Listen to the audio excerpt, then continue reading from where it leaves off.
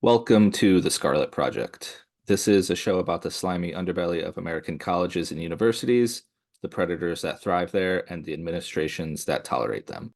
I'm your host, Tom, and I'm joined by my good friend and co-host, Ryan. Welcome back, guys. Thanks for tuning in. Today, we're revisiting UConn and the Frank Noelker scandal. We talked about Noelker in episode 2, where we outlined a 2018 report by the Office of Institutional Equity that found that he had violated the university's policy against discrimination, harassment, and related interpersonal violence.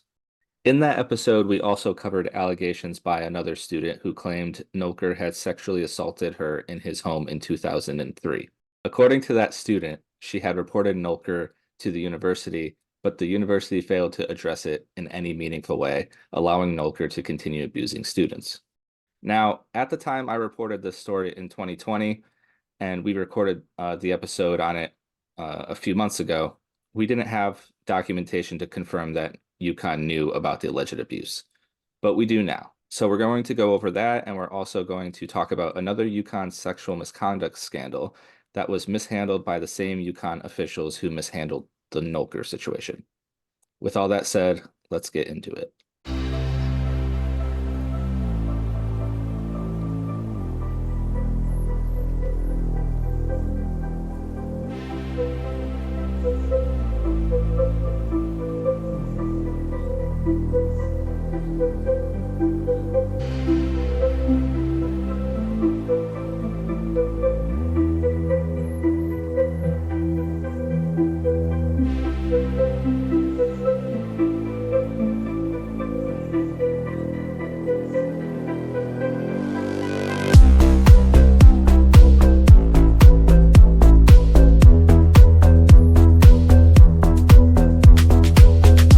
So just to give a little background on how we obtained this document we're about to go over, not long ago after we recorded the Noelker episode, which if you're a new listener, I recommend you check that one out because it covers what we're about to go over in much more detail.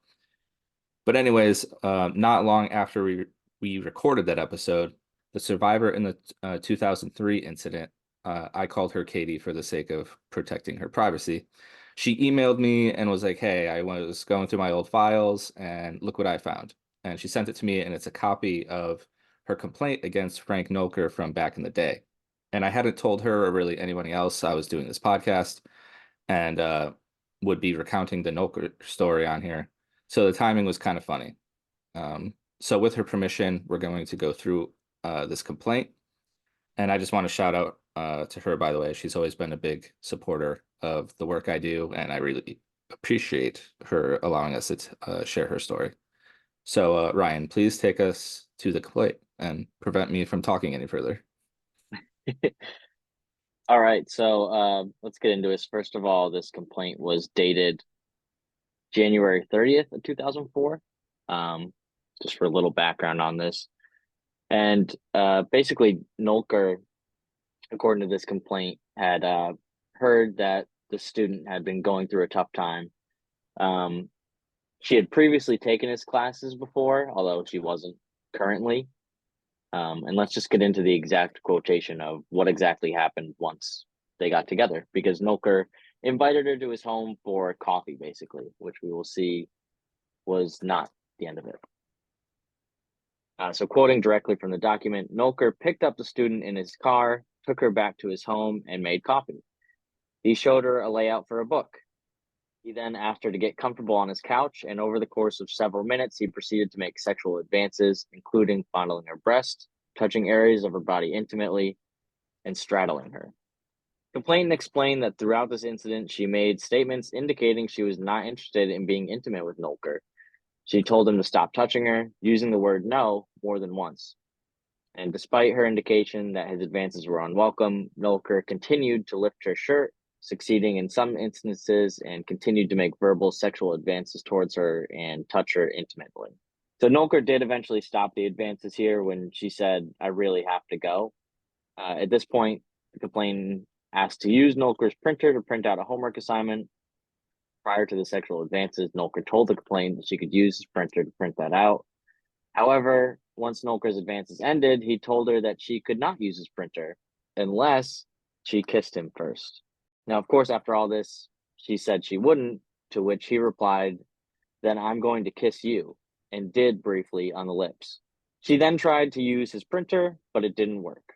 So then Noelker went on to ask the complainant whether she had told her roommate, who, for the sake of this story, was also a student of his, that she was coming to visit him at his home. When the complainant responded no, Noelker said, "Maybe it's a good idea that you not tell anyone." And so this report goes on to just mention that the complainant had told multiple people of this afterwards. It also goes on to mention that she did not want to come in contact with Noelker again and was worried that Noelker would be telling fellow students basically that she had made the complaint. And one important thing to note from this document as well is the complainant mentioning here. He used his role as a mentor as a pretext to exploit a student sexually, putting her in a vulnerable position. Complainant is concerned that Noelker may repeat this behavior. Yeah, so and just adding to that, she requested that the university authorities talk to him and make sure that this behavior does not continue. Um, and just doesn't want to be around him anymore, basically. And the university had the responsibility to handle this. It didn't really matter like what she said in terms of like, oh, I want him to like, make sure this behavior isn't repeated or whatever, because let's keep in mind she's like a student at this university and, she's not really like a powerful person. She wasn't probably feeling like she was in any position to demand that the university fire him or whatever. Right. But but like that's what the university should have done, no matter what, like you sexually assaulted a student. Like Yeah, that's this isn't a three strike problem. right. Exactly. This is not like slap on the wrist and a finger wag. You know what I mean? Like Right. they had the responsibility to really handle it and they obviously didn't. Um, go And ahead with. it's important to note too though here that right at the start of the document, the complaint mentions how the fact that like Noelker and his wife had made her feel comfortable like at times and it mentions at the end that he uses his position to exploit that basically, and it's just so gross, like taking advantage of these people emotionally, physically, in every way. It's just, yeah, not great. When she emailed this to me and I read it, it was like really tough to read. It's a really terrible thing that happened to her. And just like you went over, Ryan, you pointed it out specifically, what she said in the complaint that Noelker used his role as her mentor to lure her into like a false sense of security and put her in a vulnerable position where she was alone with him at his house, and so he could try to exploit her sexually. It was very calculated and predatory. And Ryan, did you have you happened to see that child abuse documentary, the Nickelodeon one that just came out? I haven't yet. I've heard a lot about it, but no. Yeah, yeah. Well, sorry to spoil it for you, but I watched it recently, and it went over how Drake Bell was abused by someone he worked with at Nick, and I see the same exact tactics that abuser used with what Noelker did. Like Mm, these abusers are like extremely calculated in what they do. It's not a coincidence that Katie ended up at his house alone with him. Noelker had probably been thinking about that exact moment in his head for a long time, mm, probably since the moment he decided to, take Katie under his wing. It was just a matter of like getting from point A to point B. And he did that by taking an interest uh, in her work as an artist, gaining her trust as a mentor, so she would feel comfortable being in his house alone with him. It's predatory. Um, but the reason I also wanted to go over this complaint wasn't just a rant about scumbag predators. I wanted to go over this because this is indisputable proof that UConn knew about Noelker being a predator and abuser 15 years before the 2018 OIU report that we went over in episode 2 and did nothing. And before we used, the allegedly when discussing UConn having knowledge of this, and that's because, that's something we do as journalists to cover our asses legally. But now we could really drop the allegedly, right? Like they 100% knew, and all of Noker's victims from this point on, UConn is just as culpable in what happened to them as Noker is. And for all we know, Katie wasn't the first person Noker assaulted. We have no way of knowing, but who the fuck knows? Because can we really trust that they would have did something about it, if something happened before? No.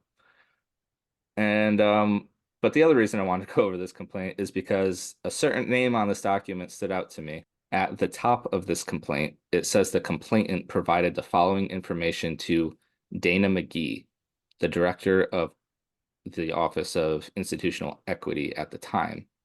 And Dana McGee was also involved in another high-profile sexual misconduct scandal at UConn that broke many years later.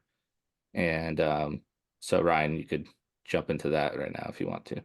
Yeah, so I'll preface this article just by saying, like, you know, by looking at this and looking at the Noelker situation, it's pretty clear to see, like, these are just the stories that we found and that are out there. Like, this is a reoccurring theme at the University of Connecticut, and on a greater scale, a lot of universities. So we'll just get into it here. It's concerning a former music professor at UConn by the name of Robert Miller. Now, in 2014, there were allegations floating around that Miller had committed sex crimes with minors while working at a camp previously, and had also had inappropriate interactions with UConn students. So because these allegations concerned conduct that had gone on for a number of years, UConn decided to commission an outside law firm to determine whether the university had failed in its responsibilities. Spoiler alert, they did. Fucking, can you believe the name of this law firm they hired, by the way? Yeah, I was just looking at that.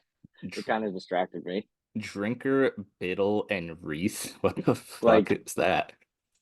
that's like three wise men type names. Right? It's like the weirdest group of names for a law firm I've ever seen in my life. Mhm. So UConn did eventually get this report back, and it came with some praise because they had a prompt and, quote, vigorous response when the allegations resurfaced in 2013. But it also came with some not praise because it showed that UConn, just like the Noelker story, had been aware of at least Miller's reputation for at least 10 years. So just going into it to start, the report said investigators found, quote, strong, credible evidence that Miller had engaged in serious misconduct with minors and with university students. It had found numerous instances of violations of university rules and policies in which Miller provided alcohol to underage students, took students to his vacation home after being warned by his dean not to do so, showered with students at his health club, and went into a hot tub naked with students. It also went on to say that it is more likely than not that there was truth to a report about Miller dancing with students in his recording studio with everyone in their underwear. Now, as I mentioned, this all went down. He got put on leave in 2014, but these complaints start coming in around 2003. Around then, there were numerous rumors among music faculty members and administrators about Miller's alleged inappropriate conduct. There were also rumors about Miller's conduct as a camp counselor and allegations that he inappropriately touched boys there. And just a few years after that, in 2006, the music school at UConn received an email from Virginia that said, quote, to whom it may concern, just so you know, if your faculty member Robert F. Miller is the same one who taught at Whittier Junior High in the late 60s in Fairfax County, he is a pedophile. He is responsible for molesting several 7th and 8th grade students. I am certain it was the reason the Fairfax County School Board suddenly moved him to McLean High. I would gladly provide you affidavits for myself and other students who were victims of this pervert. If you doubt me, fine. Watch out your young boys around this guy. Probably just a typo or some shit. Yeah. The thing is, too, is that was not the only complaint UConn had received about Miller. A second letter the university received may be even more shocking in that it arrived after the Jerry Sandusky scandal, which a lot of us might remember. So basically, what's that's saying is the issue of sexual abuse of minors was obviously receiving heightened attention. This letter, again, detailed allegations against Miller and said at the top in all uppercase letters, do not let UConn become a Penn State or Syracuse U story.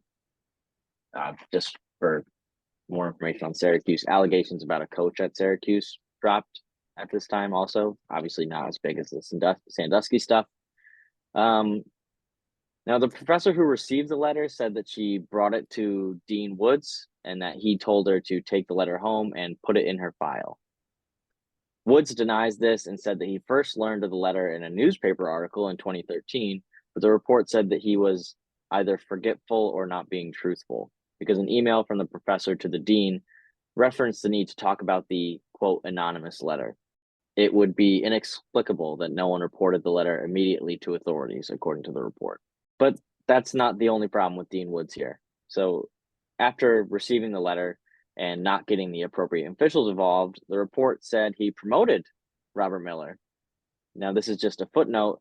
The report said, in fact, quote, Dean Woods appointed Professor Miller special associate to the dean for the 2011-2012 school year. Oh my Delegating fucking this. God, dude. Yeah, isn't that something? Sorry, I didn't even know that. Holy shit. Yeah. In defending this decision, Dean Woods contended that it was not a promotion and that Professor Miller did not receive the usual $10,000 supplement normally associated with such a position. The university confirmed, however, that Professor Miller's salary for the period did, in fact, reflect that he received the full Oh, salary, including the supplement associated with this position. damn, he got served. This the Woods like just repeatedly shoots himself in the foot by like saying stuff that's just totally refutable. Like, Yeah, I no, I mean, didn't. Yeah, okay, so I promoted him, but I didn't give him the $10,000. Well, turns out he did. geez, dude. And like he's like all over the place. Well, he was at the time all over the place, like denying that he had any knowledge of this and like trying to like save his reputation essentially. He wanted a public apology from UConn and everything. Like, I don't know, bro. You look like you really knew and didn't do anything. Well, it's funny, like he goes from like arguing that he like didn't really know or that like he wasn't really doing anything wrong to then being like, well, I wasn't the only one who knew. Right. Yeah. Which like getting into this another article from the Hartford Current, um, yeah, basically he goes scorched earth on UConn after this report comes out, which obviously says that he's mostly to blame for a lot of this. And like when I say he goes scorched earth, it's basically just him being like, yeah, other people knew too, and they didn't do anything either. Um, Not exactly, I will say. So Woods said that he followed every school protocol and brought emails and all other evidence he received, basically detailing these allegations to his superiors, including the school's president in 2001, 2003, 2007, and 2008. Um, Woods goes on in this article, he's quoted as saying, I was told we didn't have enough information against him to separate him from the university. So this report also like is important to note. It's a former White House counsel and former assistant federal prosecutor who is releasing this, and they singled out Woods, who were aware for more than a decade that Miller had been accused of misconduct. Like this isn't just some hatchet job like smear campaign. This like dude, just own up to it. Like you should have done more and you didn't. If that's the thing, like if like you said, you followed every school protocol, all right. Well, do you still sleep at night? All right, knowing that like this pedophile is employed, like you Dude, this couldn't is have like done more. this is the same exact shit as like the Joe Paterno stuff, you know? Like Exactly. he's like, "Oh, well, I ran it up the chain of command or whatever." And it's like, "Okay, be that as it may, you just let him stay on your staff for how long? Decades? You know? Like, Right. I mean, he was a god there. He could have done whatever he wanted. Like, don't give me this bullshit of, oh, well, I did what I was supposed to do. It's like, if you really cared, you would have moved heaven and earth to get him the fuck out of there. His defense of himself as well is pretty weak in some of these. I'll just bring up this one. Woods points to his own notes included in the Drinker Report from 2008, a meeting with Donna Monroe, the university's former vice president of human resources, that he wanted to fire Miller. His note, which literally his only defense in this is that he has in his notes, quote, "Should we pursue separation?" Like, wow. He I really took know. a hard stance on that. He's asking the tough questions. And so, yeah, Woods is just trying to clear his name, I guess, from this, but it's all the evidence is pretty damning that he knew exactly what was going on, Yep. or at least he knew that there was multiple complaints. Obviously, we looked at the 2003 and 2006 ones. Mm-hmm. And but besides all the stuff about Woods being 100% awful and not doing what he should have been doing, in that report from that law firm with the silly names, they documented a meeting, a 2007 meeting, as further evidence that many UConn officials were aware of the allegations against Miller. And in that meeting, multiple UConn officials were in that meeting, as well as Dana McGee, the And former. the UConn Police Department. Oh yeah, yeah. The UConn police major Ronald Bilcher. What is with all the silly names in this article, in Yeah. this situation? I don't know. But anyway, Dana McGee, the former associate vice president for the Office of Diversity, Equity, which is I guess what they called the office before they changed it to Office of Institutional Equity. But regardless, it was her job to investigate these things.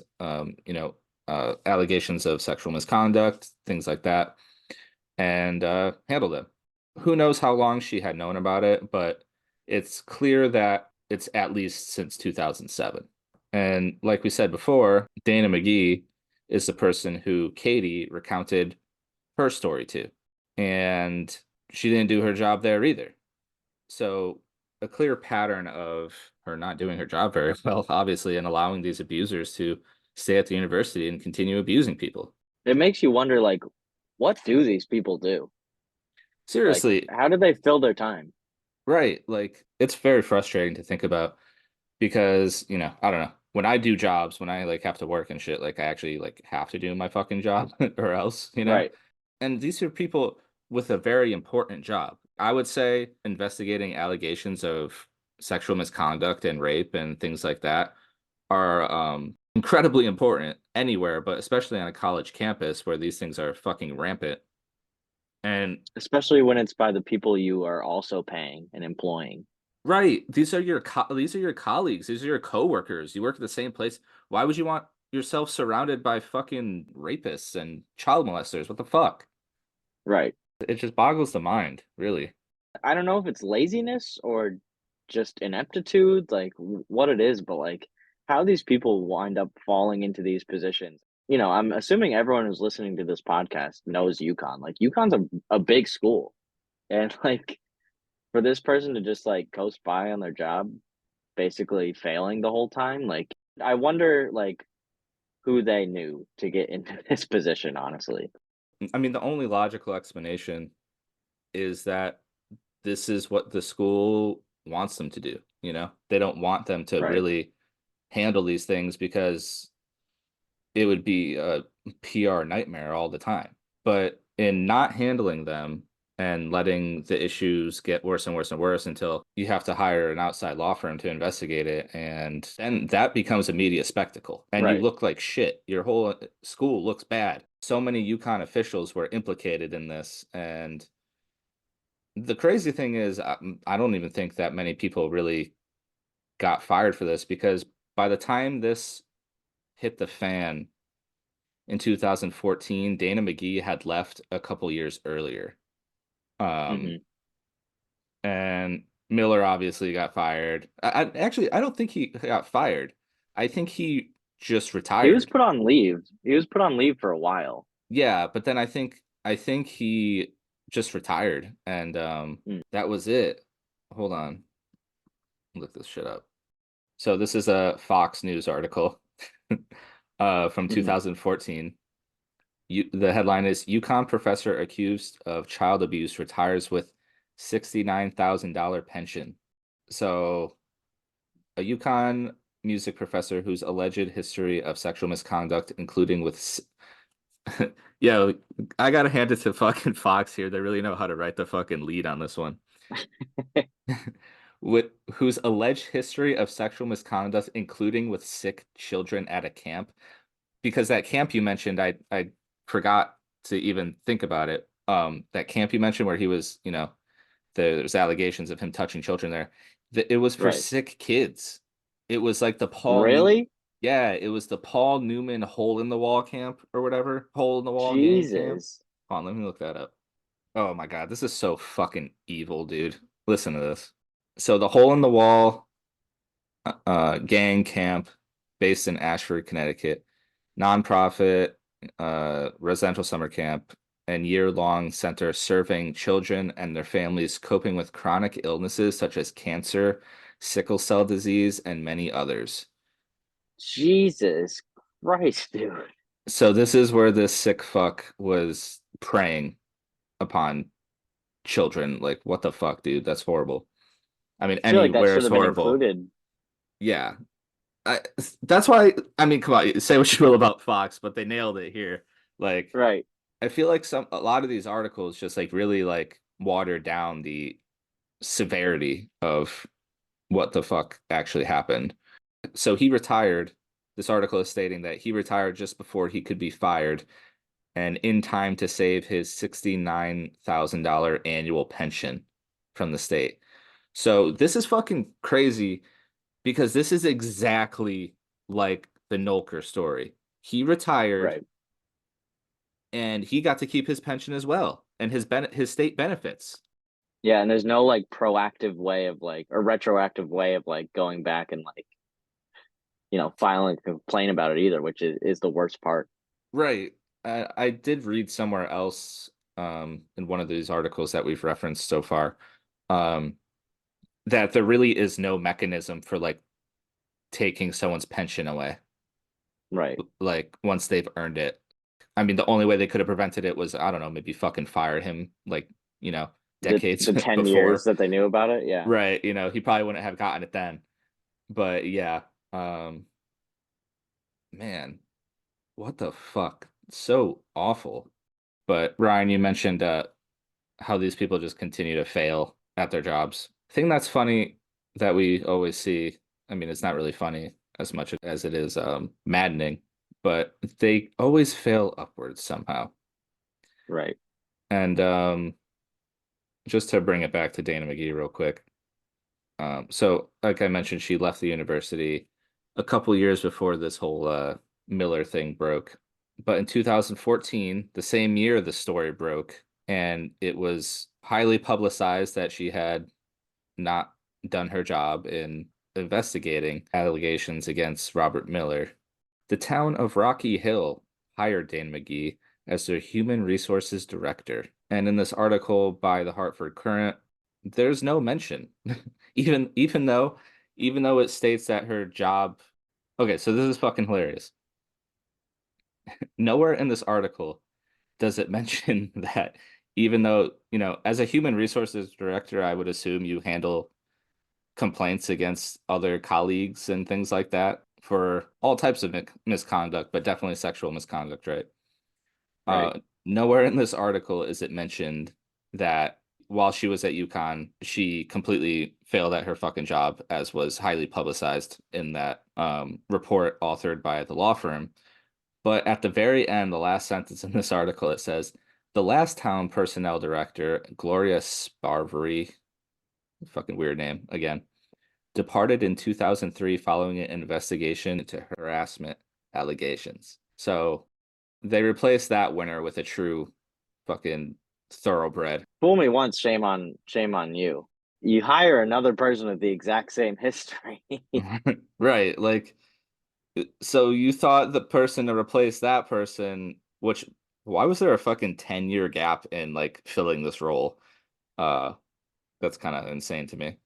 Yeah. Um, but so you want to, after a long gap of not having someone in that position because they were harassing people. You hire the person who lets people get away with harassing people. Right. Fucking A plus. Great job, guys. um This is a town too. Like it's not like you said, there's such a gap. Like it's not like this was something that like needed to be filled immediately. right. Like you could have done some research. Apparently the position wasn't that important if it could remain vacant for fucking 11 years. Right. But it also says in here that she's being paid a salary. Well, she at the time she was hired, which was 10 years ago now. Uh, that her salary was going to be $105,000 a year. So Okay. Well, always failing upwards. yeah. It's amazing. Yeah, and like it's it's weird to me that like people like McGee can like fall into these jobs or whatever afterwards and like yeah, I'm sure like Miller probably if he tried to get a job after this, it'd probably be pretty hard, but like why are people like McGee not held to this standard as well? Like they, being complicit in it is just reason enough as well to not be hired anywhere else. You know what I mean? Like it just baffles me. Yeah, it's just as bad. I don't really want to defend Woods. I'm not going to defend him, but he does say in here that, he didn't really have like okay, he says right here, Woods contends that as dean, he did not have the legal power and authority to take action on his own against Miller, which is probably true. I don't think the dean has the Right. power to just be like, you're fired, right? But McGee certainly did have more authority to, I don't know, at least investigate it. Like we've seen in our other cases that we covered, the office, they do their report, their investigation, whatever, and provide the report to like the chancellor and whoever else higher up to make the decision. But a decision can never be made if you never even do your fucking part of the job and investigate it, right? So, I Right. mean, yeah, like you said, it's insane that these people complicit in this type of behavior just get to skate. And like I was saying before, I don't know if anybody else got like fired for this. I think Woods did. Yeah, Fuck. Woods was like put on leave from his 140K a year position. I think that was literally the only one mentioned, really. Hmm. There was this other article I read, which, man, I really fucking hate.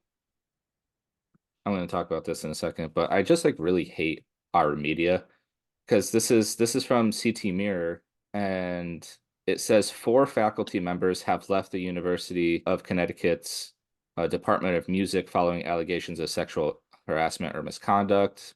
The author never doesn't mention any of the four faculty members. Great job. Kind of important. And then Right. it states so it states like in the third paragraph down, this 76-page report from the law firm said the school's former leader of the Office of Diversity and Equity, which is responsible for investigating the handling of such complaints, declined requests to be interviewed by the law firm. Again, doesn't name who that person was, which of course was Dana McGee. Which Uh, really isn't hard to figure out either. right. Uh, uh, why not name the names of the people who were involved in this? I don't understand. Right. They're not the victims here. Like there's no need Right. to spare them. Right. It's insane, but but that like paragraph is very telling that she declined to even be interviewed by the law firm. Right. Um, you know, Not exactly something, someone who had done her job properly would have done. I'm sure she would have been very eager to be interviewed by the law firm had she had a clean conscience, but as we already know, she did not. The last thing I wanted to bring up was, so when this Miller story broke, it was all over the place. Like I said, Fox News picked it up and did an article about it. It was in the Hartford Courant and the CT Mirror, all the major newspapers around Connecticut, right? When I did the story about Noelker many years after this, literally nobody picked it up. Why? Is the question I asked myself even before I knew about this, because this is the same sort of situation, and they all wrote about it. You could judge the merits of their writing for what it was, but they all did at least they covered it in some sort of way, right? But why not pick the story up? I never understood why. I mean, it's like, why is there not an investigation into this? Why is there not anything more? I don't know if they were just, it was easier for them now with the media cycle to just kind of skirt past it, but it doesn't make any sense, really. So maybe a hint as to why no one ever reported on, or picked up that story on Noelker. Last year, UConn Athletics announced a partnership with WFSB and WWAX.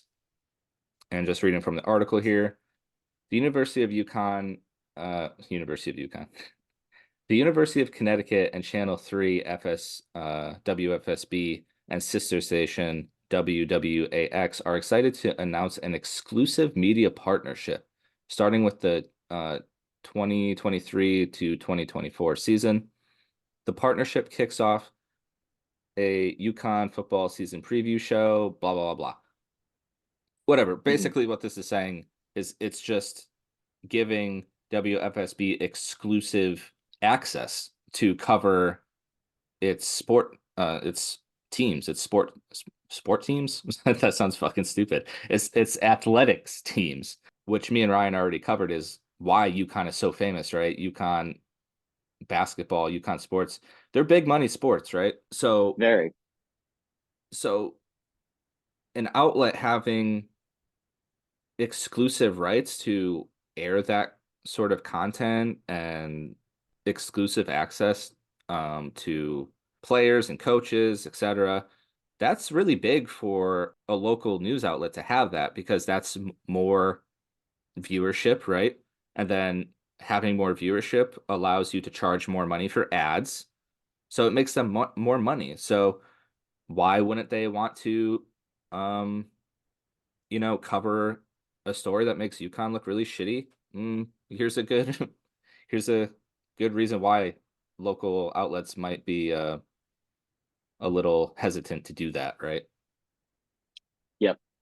It's just not, it's just, so being in the bed with them as like a media company is just outrageous. Like it would be almost like the first rule in like journalism school is like not doing this.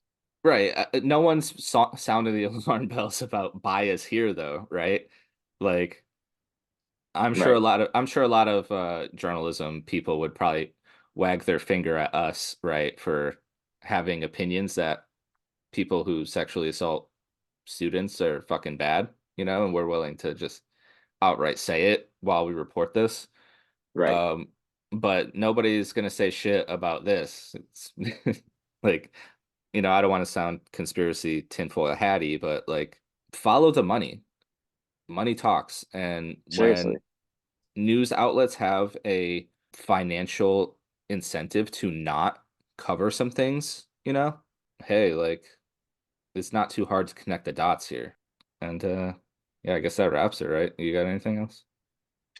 No, but make sure to give UConn money and watch them in the March Madness, because basketball, yay!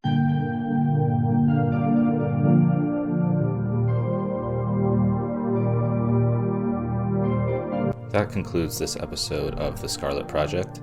If you'd like to get in touch with us, our DMs are open on our socials. We are at The Scarlet Pod on Twitter and on TikTok, or you can reach us via email at thescarletpod@gmail.com. All right, everyone, stay safe and look out for each other.